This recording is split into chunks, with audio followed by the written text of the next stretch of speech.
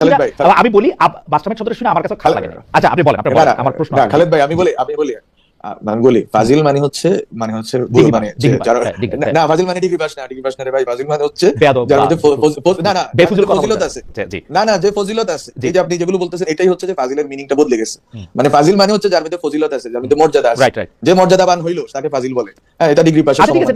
আমি যোগাযোগের ছাত্র ভাই, আমি কোনোটেটিভ মিনিং আর ডিকশনারি মিনিং এর সেমেটিক মিনিং এর তফাৎ বুঝি। আমি তর্ক করব না, আমি শুধু দুইটা স্টেটমেন্ট, হ্যাঁ আপনি বলেন তো, হ্যাঁ মেক করি, হ্যাঁ বলেন, দুইটা স্টেটমেন্ট মেক করি। আমাদের শফিকুল আলম ভাই যে স্টেটমেন্টটা দিচ্ছেন অ্যাবাউট মি, এবং প্রফেসর ইউনূস যেটা দিচ্ছেন, এখানে মাস্টারমাইন্ড শব্দটা বলেন স্যার, খুবই ক্যাটাগরিক্যালি শব্দটি ইউজ করছেন, ব্রেইন বিহাইন্ড। হ্যাঁ, এবং এই ব্রেইনস বিহাইন্ড আপনি যে কোনো ওয়েস্টার্ন ডিবেটে বা পলিটিক্যাল তর্কে এটা বলে যে হ্যাঁ, he is one of the মানে কি বলা যায়, people who have thought about this things. তো বিষয় হচ্ছে এটাকে বাংলাদেশে যে ফ্রেমিংটা করেছে, ইট হ্যাজ মানে made so much difficulty for me. মানে যে আন্দোলনের মধ্যে ছাত্রদের দেখিয়ে দেওয়া পথে জনতা এবং সবাই অংশগ্রহণ করলো, সেই আন্দোলনের যেটাকে আমরা ক্ষমতার ভাগাভাগি বলি, সেই ক্ষমতার ভাগাভাগিতে ঢাকা বিশ্ববিদ্যালয় কেন্দ্রিক আপনারা যারা সুন্দর করে কথা বলেন, বেশি করে পড়ালেখা করছেন, তারাই কেবলমাত্র ক্ষমতার ভাগাভাগির অংশীদার কেন হইলেন? মানে সেটার অংশীদার কেন? মানে যেই ছাত্র, আমি সহজ করে আমার কাছে যতটুকু খবর আছে, আমি তখন জার্মানিতে ছিলাম, সহজ করে যতটুকু করে বলি, যেই ছাত্ররা পথ দেখাইছে ঢাকায়, আপনারা একইভাবে ঝিনাইদহে বা কুমিল্লায় বা আমার পার্বত্য চট্টগ্রামেও সেই ছাত্ররা ওই জেলা শহরেও রাস্তায় নাইমা, কারণ আবু সাইদ স্বয়ং রংপুরের ঘটনা, একইভাবে পথ দেখাইছে। কিন্তু ক্ষমতার ভাগাভাগিতে আপনারা গেলেন, আপনারা লিড করলেন কেন? মানে আপনারা কিভাবে নিজেদেরকে নিজেরা প্রতিনিধিত্বশীল বললেন? মানে কেমনে? ওই আন্দোলনে তো কোনো নেতৃবৃন্দ ছিল না, ছিল সমন্বয়ক। আপনারা মানে এটা কেমনে করলেন, এবং এই পরিচয়টা তখন আপনারা কিভাবে মাইনা নিলেন? এখানে তো ধরেন রিপ্রেজেন্টেশন বলতে তো দুনিয়াতে একটা শব্দ আছে, কিন্তু মানে কয়েক হাজার মানে আন্দোলনরত যারা আছে তাদেরকে, বা যারা আহত শহীদ হয়েছে তাদের ফ্যামিলি মেম্বার, এইভাবে কিন্তু কখনো এই রিপ্রেজেন্টেশন নিশ্চিত হয় না। রিপ্রেজেন্টেশন মানে হচ্ছে আমরা এদেরকে মাইনে নিচ্ছি। এখন আপনি যদি বলতে পারেন আজকে রিট্রোস্পেক্টিভলি আমার নাহিদ ইসলাম, আসিফ মাহমুদ, মাহফুজ আলমকে পছন্দ হয় না, ওরা না ক্ষমতা কুক্ষিগত করছে, এই কথাটা আগস্ট মাসে কেউ বলছে?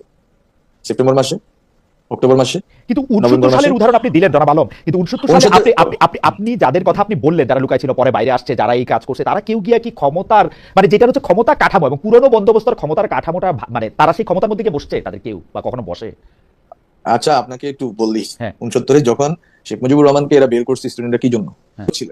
উনি 72 সংবিধান এবং এই পুরো প্রক্রিয়াটার ভিতরে উনি রাষ্ট্র ব্যবস্থা পুনর্গঠনের ক্ষেত্রে ওনার ব্যর্থতা এবং সব স্টেটসম্যানশিপ আচরণের অভাব, আরো হাজারো কারণে উনি মানে মানুষের কাছে মানে একটা মিশ্র চরিত্রের মানুষ হয়ে গেছেন, এবং এখন তো ওনার মেয়ের কারণে মানুষ ওনাকে অপছন্দ করে। কিন্তু বিষয়টা হচ্ছে কি, আপনি যখন একটা ইতিহাসে বসেন, আমি কেন এটা বলতেছি, আপনি শব্দে পড়ে থাকেন না, আপনি যদি আগান, যেটা হচ্ছে আমি কেন কথাটা বলছি, যে লেজিটিমেসি যেটা, আপনি যদি ওই গভর্নমেন্টের স্টুডেন্টরা না হয়তো অনেক, আমি আপনাকে শুধু একটা কথা বলি, ওই সময় একটা পরিস্থিতি এরকম ছিল যে লেজিটিমেসি ক্রাইসিসে পড়তে হইতো গভর্নমেন্ট। ওকে, আচ্ছা ঠিক আছে, আমি শব্দে না আটকালাম। আসলে লেজিটিমেসি ক্রাইসিসটা নিয়ে যদি অল্প একটু যদি চর্চা করি, যে আপনাদের কাছে মনে হইলো যে এই একটা বিপ্লব করে একটা দেশের প্রধানমন্ত্রীকে আরেকটা দেশে হেলিকপ্টারে করে পাঠিয়ে দেওয়ার পর, ওই দেশে আমরা পাঠিয়ে দিই নাই, উনি পালাই গেছে। আচ্ছা, পালা যাওয়ার পরে যে দেশের সরকার নেই, তখন আপনার কাছে মনে হলো যে এই দেশের আসলে লেজিটিমেসিটা এমনভাবে রাখতে হবে যে ওই প্রেসিডেন্টের কাছে গিয়ে আপনাদের শপথ নিতে হবে, একটা তত্ত্বাবধায়ক বা অন্তর্বর্তী সরকারের কাঠামো সংবিধানের মধ্যে খুঁজে বের করতে হবে, ওই বিচার বিভাগের 106 ধইরা ওইভাবে ওটা লেজিটিমেট করতে হবে। ওইটা কেন মনে হইলো, মানে ওইটা কেন মাথায় আসলো? ওইটা মনে হয়নি রে ভাই, মানে বিষয়টা হচ্ছে যে যেটা করছে সেটা আর যেটা করতে পারতো সেটা নিয়ে যদি আমরা আলোচনা করি, আলোচনা রাত শেষ হয়ে যাবে। আমার এখানে রাত, আপনার ওখানে দিন। সো বিষয় হচ্ছে আপনার আমার 5 তারিখ 6 তারিখ জিনিসটা কি, 5 তারিখ বিকালে সন্ধ্যায়ও যখন চ্যানেল 24 গিয়ে ছাত্ররা ইনক্লুডিং মি যখন আমরা কথা বলতেছি, এট দ্যাট টাইম আমরা ভাবছি যে শহীদ মিনারে, ওই সময় অলরেডি শাহবাগ শহীদ মিনারে আমাদের প্ল্যান যে শহীদ মিনার থেকে সরকার গঠন করা হবে, শহীদ মিনার থেকে সরকারের শপথ হবে। আমি প্যাক বলতেছি, এবং আমার যারা আছে, যারা সহকর্মী আছেন, বেঁচে আছেন, ওরা আল্লাহর রহমতে ওদেরকে জিজ্ঞাসা করতে পারে। 6 August same idea, 7th August same idea, 8 আগস্টে প্রফেসর ইউনূস যখন আসছেন তখনও পরিকল্পনা ছিল যে শহীদ মিনারে উনি যাবেন, উনি জনগণের মধ্যে থেকে শপথ গ্রহণ করবেন। ওকে, আমি এটা বলতেছি। ফলে আপনি এইটাকে কিভাবে সংবিধানের কাঠামোটা কেন লাগে, কেন আমরা সংবিধান বলছি যে 72 সংবিধান চাই না, হ্যাঁ, কেন আমরা অনেকগুলো সংবিধানকে নিয়ে কেন এত মানে মানুষের ভিতরে এত এত এত কথাবার্তা, হ্যাঁ, এটা তো শুরু হয়েছে, আমরা শুধু বলি নাই, এটা রাষ্ট্রীয় সংস্কার আন্দোলন হাসপাতাল বাইরে থেকে শুরু করে বিএনপির লোকরাও বলছে, সব ধরনের রাজনৈতিক যারা বিরোধী দল ছিলেন ওই সময় তারা বলছে, এখন হয়তো তারা বলে তুলে গেছেন আর কি। তো বিষয় হচ্ছে আপনার, তাহলে প্রশ্নটা কি, আপনি তারপরে হচ্ছে যে আপনাকে বলি বাংলাদেশের অবস্থা 5 আগস্ট থেকে 8 আগস্ট আপনি যদি ওই সময় দেশে দেখতেন, তখন প্রশ্নটা হয়ে গেছে that quote unquote stability and peace. আপনি হিন্দুদের উপর হামলা, আপনি এর পরবর্তীতে আপনি 8 আগস্টের পরেও যদি দেখেন, একটা দীর্ঘ সময় পর্যন্ত একটা অস্থিরতা, এই অস্থিরতা কিন্তু যে কোনো গণঅভ্যুত্থান বিপ্লবের পরে এই অস্থিরতাটা হয়, এই অস্থিরতাটাকে আপনি মানে কনসলিডেট করার জন্য সাংগঠনিক ফোর্স আপনার ছিল, আমাদের ছিল না।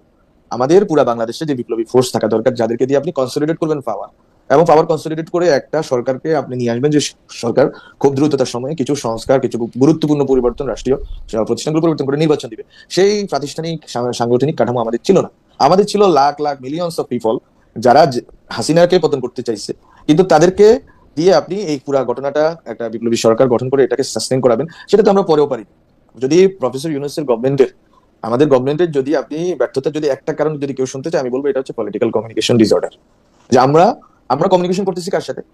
আমরা 8 আগস্ট পরে আমরা গভর্নমেন্টে, আমি তো গভর্নমেন্টে ঢুকছি 28 আগস্টে, আমি স্যারের সাথে, আমি নিজে আইডিপির সাথে, হ্যাঁ আমরা তালিকাও করছি, আমরা তাদেরকে অ্যাজ নাগরিক হিসেবে তাদের পরিবারের জন্য সহযোগিতা করছি। আসলে কত দূর অগ্রসর হওয়া যায়, সাধারণ মানুষ দেখছি স্টুডেন্টরা কত দূর কি করছে।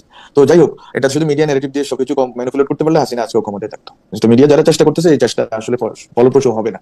সাধারণ ছাত্ররা কিন্তু ঘরের ভিতরে আছে, যেই মা জন্ম দিচ্ছে ওই মায়ের সাথে আছে, যেই বাবা জন্ম দিচ্ছে ওই বাবার সাথে আছে, যে চাচা দেখছে ওরে দেখছে এতদিন ধরে ওর সাথে আছে। বলে ছাত্রদের বিরুদ্ধে আপনারা হচ্ছে যে অনেকগুলো নেগেটিভ সেট করবেন আর সাধারণ জনগণ এটা বিশ্বাস করবে, এটা সম্ভব না। তো যাই হোক, সেটা করুক, কিন্তু বললাম যেটা, যে 72 পরে এই ঘটনাগুলো ঘটছে, এটাকে কন্টেইন করার যে প্রশ্নটা, প্রশ্ন হচ্ছে কন্টেইন সাধারণ জনগণ করছে। আপনি যদি জানার চেষ্টা করেন, আমি মনে করি ওই সময় জিনিসগুলো ডকুমেন্টেড হওয়া দরকার ছিল। আমি জানি না কেউ করছে কিনা, ডাকাত আসবে, র আসবে, বা বিভিন্ন রকম অনেক ধরনের গুজব সত্য মিলিয়ে যে অবস্থা তৈরি হয়েছে, বন্যার পরিস্থিতি তৈরি হয়েছে, একবারে 2 সপ্তাহ পরে তো বন্যা হয়েছে বাংলাদেশ।